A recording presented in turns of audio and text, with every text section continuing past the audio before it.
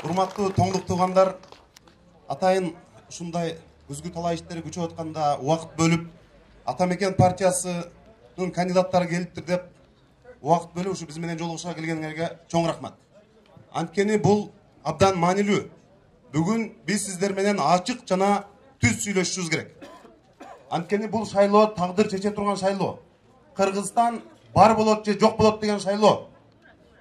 Бүт партиялар, олигархтар, байлар, көпөстөр келип алып акчаларын чачып жүрүшөт бул жерде.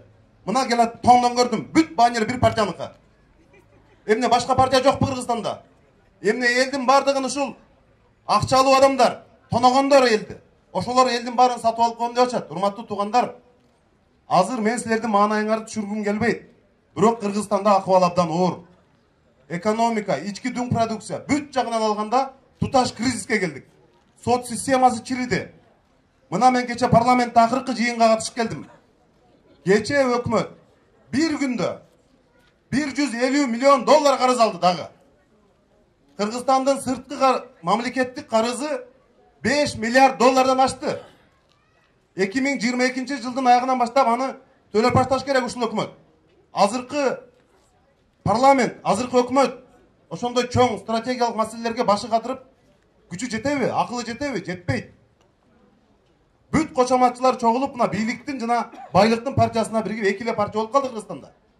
Бирөөсүнүн камчысы күчтүү, бийлик менен административдик ресурсту колдоно алабыз деп атышат. Эми ошол карыздарыбызды төлөш үчүн мына Кытай карыздарыбыздын 50%-ын ашыгы Кытайга эртең 2023 жылдан баштап биздин стратегиялык объектилерибизди сурап баштаса, жерлерибизди, кендерибизди сурап баштаса, азыркыдай парламент ошолорго каршы тура алабы? Тура албайт. Алардын күчү жетпейт. Алардын духу жетпейт, саясий эрки жетпейт. Мына жалаң духу күчтүү, саясий эрки күчтүү, бетине карап түз айыла турган. Керек болсо премьер-министрлерди уурлук кылган үчүн кетирип, айрымдарын түрмөгө отургузуп отургандардын бардыгы бир муштумдай түйүлүп Атамекенге чогулдук. Бизге азыр ар бириңиздердин жардамыңыздар керек. Биздин акчабыз жок. Биз силерге 1000 сомдон 2000 сом, 5000 сомдон тарата албайбыз.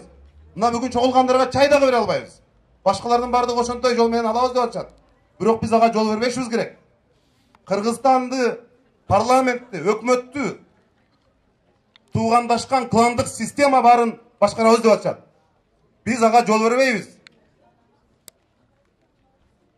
Ака, үка, куда, сөөк, бажа дегендердин бардыгын ордуна кое турган духу күчтүү, саясий эрки күчтүү мына парламент Атамекен партиясы.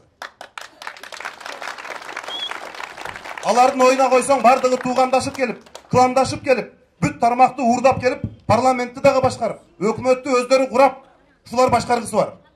Биз ага жол бербейбиз.